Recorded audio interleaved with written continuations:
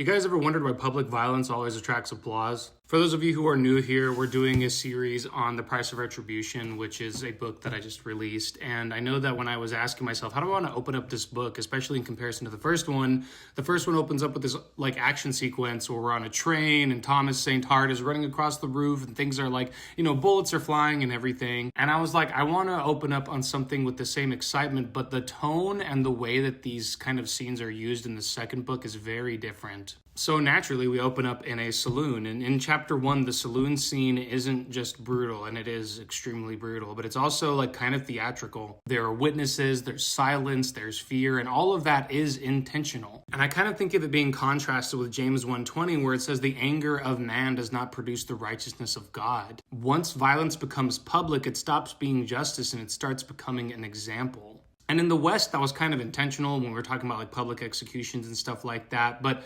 regardless of all of this, since Michelangelo is not the government, the bystanders don't become any safer when they witness this. They become traumatized instead, and we see this as a constant theme throughout the book. Justice that requires an audience is already corrupt, and the book forces us to see what vengeance costs the innocent, not just the guilty. When justice turns into a spectacle, it stops being justice at all, and it's something that this book uncomfortably makes us reconcile. Especially if it's your own personal retribution. Let me tell you.